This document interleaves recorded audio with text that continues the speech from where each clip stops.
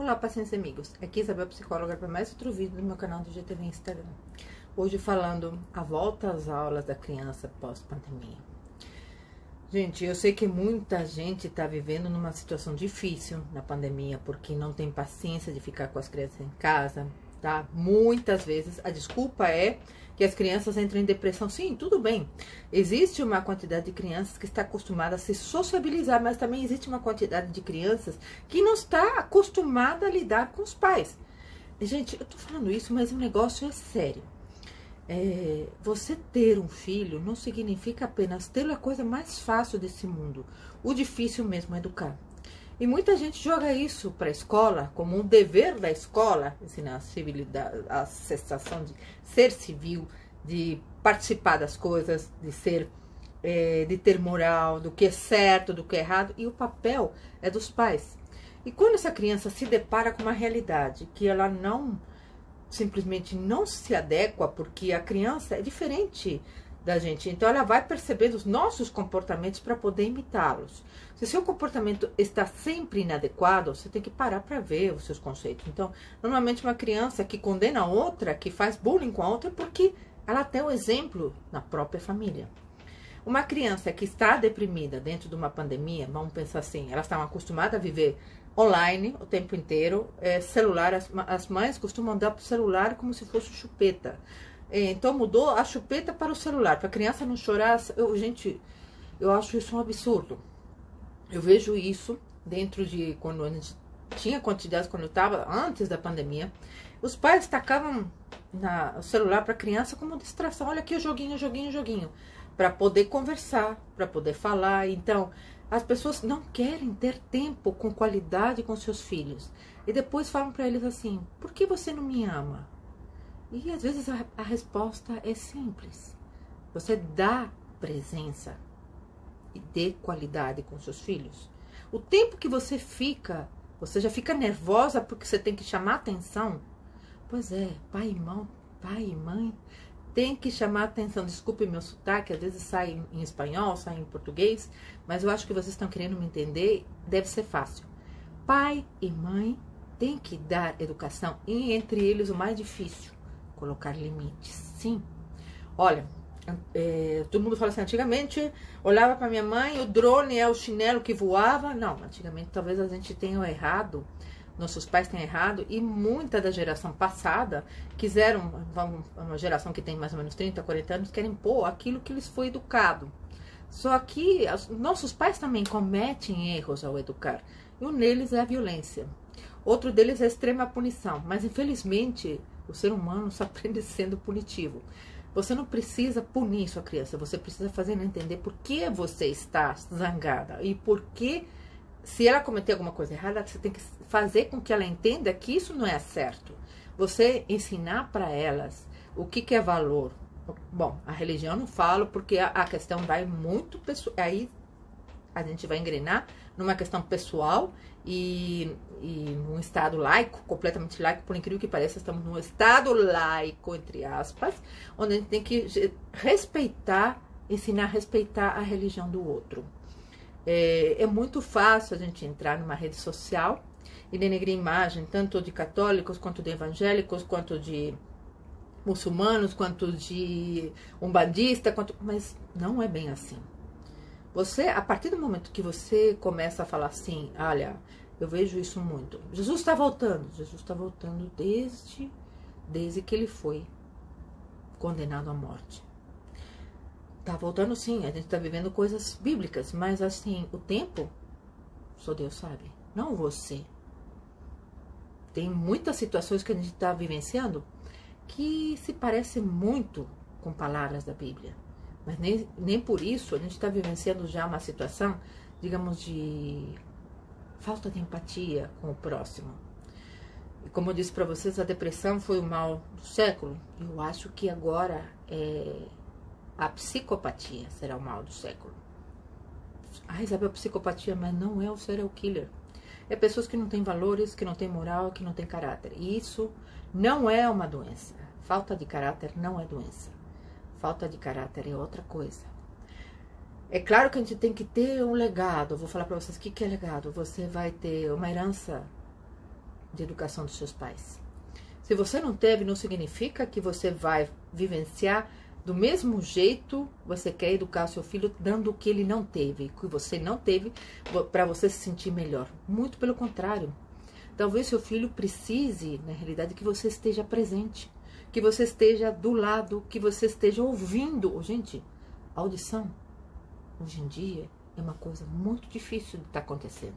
As pessoas julgam por fotografia, julgam por comportamento. Ninguém sabe da história de vida pregressa de absolutamente ninguém, mas vai pro paredão ser julgado por alguma coisa que falou e disse, às vezes num momento de ira, de raiva, de fúria. Ah, mas a gente não pode ter que ter empatia pelo outro. Quem diz que isso é verdade?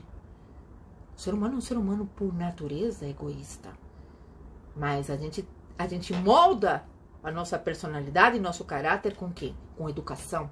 Então tá aí o segredo. Mães, querem educar filhos que tratem bem suas cônjuges? Eduquem eles a tratar bem mulheres.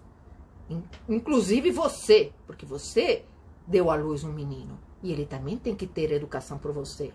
Não por causa disso ele tem que achar que você é mulher e desdém. Ah, porque as meninas estão muito interessadas nisso. Você também esteve. É como você não tivesse passado.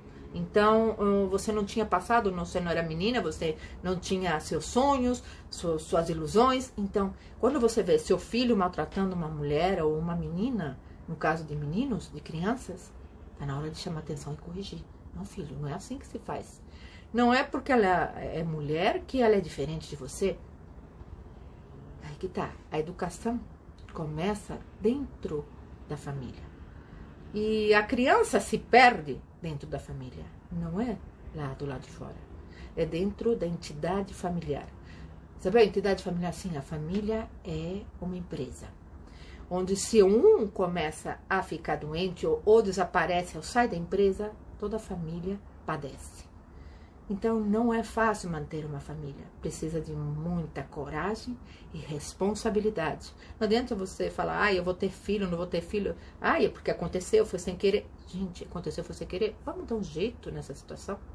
Já que aconteceu sem querer, às vezes não foi planejado, não foi visto, mas você ama dessa maneira, então tenha a responsabilidade de educar. Porque esse é o papel fundamental dos pais. Não é somente suprir as carências de ter e as carências de não ser, tá? Eu sou quem? Quem eu sou na vida do meu filho? O que represento na vida do meu filho? Porque assim, um dia você vai virar filho do seu filho e consequentemente você também vai se tornar pai dos seus pais, por incrível que pareça. Então, onde estão os valores desses pais? Claro que pós-pandêmico, eu sei que existem pais que estão preocupados realmente com o medo da situação de um vírus que ainda não tem estudos totalmente comprovados, os estudos estão recentes. Nós não somos um país exemplo de vacinação, nós não somos um país exemplo de absolutamente nada rígido, somos o pior exemplo, tá? Infelizmente, é uma coisa que eu tenho que falar. Por quê? Porque é necessário que vocês percebam a gravidade da situação que a gente está vivenciando. E não vai ser fácil. Tem médicos que até acreditam que essa pandemia só vai passar em 2024. Imagina só, médicos que estudam muitos anos para isso, para você achar que eles não têm razão. Então, pela via das dúvidas, se você não sabe o que você está falando, presta atenção no seu filho. O tempo que você tiver com qualidade com ele, se você não teve paciência nessa pandemia, porque muitas mães estouraram a paciência porque não sabem lidar com seus filhos. Então, eu vi, tratei de pais que falam assim, eu tive que falar, olha, te apresenta os teus pais? Fulano, te apresenta a sua mãe e seu pai. Você conhece seu pai e sua mãe? Não, não conheço. Você sabe o que eles são? No que eles trabalham? Você conversa com eles? Não, não converso. A criança é extremadamente sincera. Normalmente ela representa por gráficos e desenhos aquilo que ela tem, na atividade lúdica ela representa aquilo que ela tem de mais angustiante dentro de si. Então você fala assim, minha filha está com depressão porque não vai na escola. É claro que a nível social o ser humano não consegue ficar sozinho, mas ele consegue ficar com seus pais. Agora, se o relacionamento for mal, vai ser difícil mesmo. Então, como você vai estabelecer um diálogo com seu filho? Tá difícil nessa pandemia de esclarecer, no mínimo, pelo menos no mínimo, o que seja um diálogo. Porque as pessoas falam em monólogos, ou se comunicam pelo WhatsApp, o Telegram agora, né? E pelo TikTok, então fazem musiquinhas, fazem isso para distração, mas não simbolizam o diálogo. Ainda não existe escutar. Ouvir é diferente de escutar. Ouvir é discernir aquilo que o outro tem para te dizer. E não é você contando e fazendo comparações que você faz. Ai, mas o filho de fulano é diferente. Ai, o filho de ciclano, porque eu era diferente, porque se eu falasse isso com a minha mãe, com meu pai... Não. Está em outra situação, em outra geração. Uma geração extremamente, vamos falar, viciada, uma geração high-tech, né? Viciada na internet. Então, quando a abstinência, é claro que vai ter comportamentos agressivos, como qualquer droga. Eu falo para vocês que é sério, é grave e vocês precisam ter consciência disso. Criança tem depressão, os índices de depressão têm crescido muito. Mas em relação à pandemia, aos amiguinhos, eles têm amiguinhos às vezes no prédio, a grande maioria que mora no prédio, ou vamos falar assim, na população mais carente, elas saem na rua e não tem consciência da situação do que está acontecendo, porque os pais não aguentam dentro de casa. Imagina então, vamos pensar assim, numa criança que tem um nível social econômico diferente do seu, que mora no barraco, onde no barraco é a cozinha, a sala, o quarto, o dormitório e o banheiro. Fica fechado lá dentro? Fica. Tudo bem, pode ter televisão, pode ter outra coisa, mas são realidades sociais diferentes. Normalmente essa criança não tem expressão porque ela sai pra rua, né? E acaba sendo também alvo, talvez, de vírus, de bactérias, né? Independente da Covid ou não. Mas em si, do pior vírus desse mundo, a indiferença. A indiferença desses pais, dessa mãe, perante o ser humano que está crescendo. E que está criando valores, e que ele está criando moral, e que está criando ética. O que a gente pode esperar dessa geração?